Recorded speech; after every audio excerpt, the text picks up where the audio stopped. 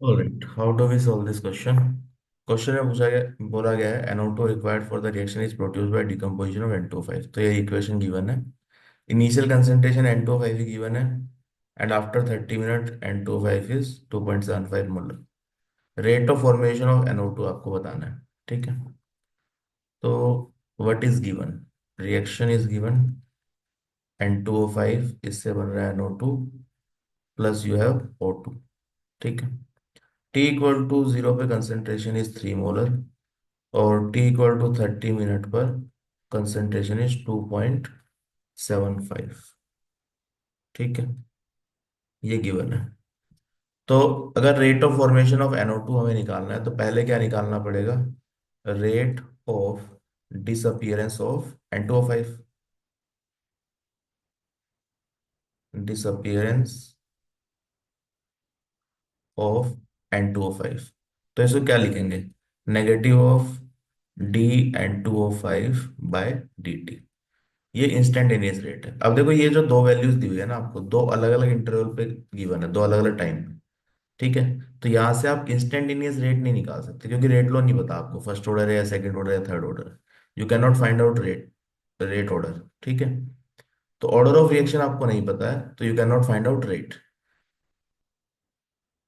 Instantaneous rate आप नहीं निकाल सकते। What you can do is you can calculate average rate. Average rate of consumption of N2O5। तो यहाँ दो इंटरवल पे वैल्यू दी है तो दैट मीन्स हमें एवरेज निकालना है। ठीक है, ये वाला रेट हम नहीं निकाल सकते। तो what is the average rate? Negative of N2O5 delta T. इसको क्या लिखेंगे? चेंज क्या होता है? Final minus initial. तो फाइनल 2.75 माइनस 3, एक माइनस पहले से लगा रखा है, 30 - 0।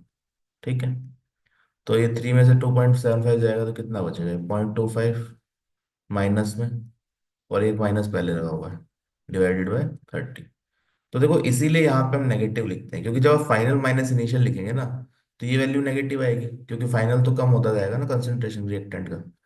तो रिएक्टेंट के लिए इसीलिए हम हमेशा नेगेटिव लिखते हैं so that rate becomes positive. तो नेगेटिव नेगेटिव पॉजिटिव हो गया, तो ये 0.25/30।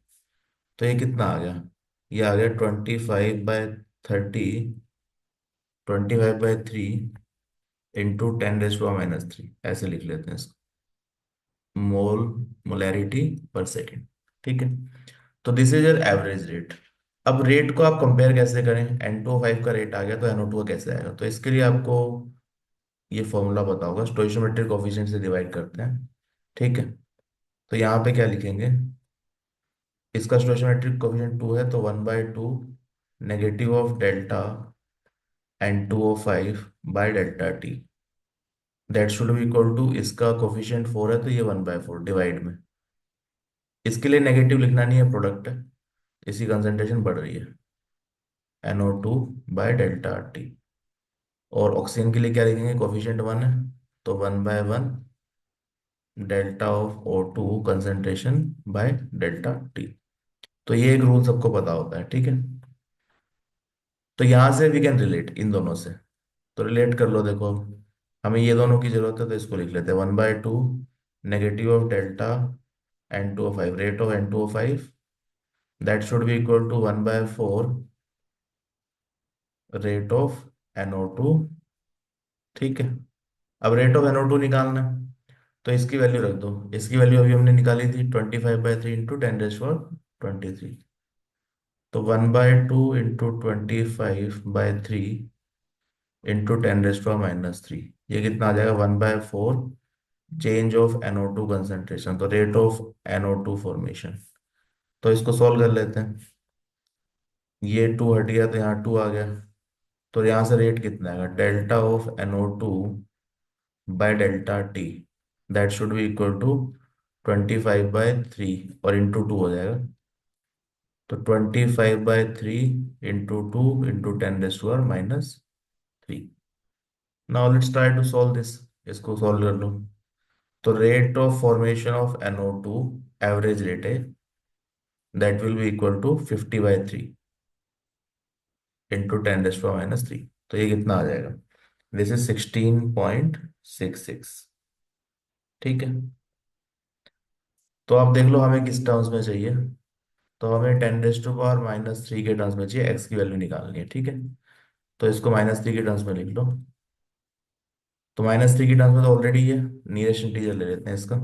तो दैट इज ऑलमोस्ट 17 × 10⁻³ तो आंसर क्या आ गया, 17। ठीक है। तो यहाँ पे ध्यान क्या रखना है, इंस्टेंटेनियस रेट आप नहीं निकाल सकते। ठीक है, आपको रेट लो एक्सप्रेशन गिवन नहीं है, आपको दो इंटरवल पे कंसंट्रेशन गिवन है, तो आप एवरेज रेट ही निकाल सकते हैं। तो एवरेज के लिए ये फॉर्मूला दोनों के लिए वैलिड है, रेट कोई सी भी हो, एवरेज हो या इंस्टेंटेनियस हो, ठीक है। This you can always apply. तो we can only find out average rate, ये ध्यान रखना है। तो एवरेज रेट पहले N25 का निकाल लिया, फिर इससे हम रिलेट कर लेंगे तो NO2 को रिलेट कर सकते हैं। तो NO2 की वैल्यू कितनी आ गई, NO2 का रेट का वैल्यू 17 × 10⁻³ तो करेक्ट आंसर इज 17। ठीक है।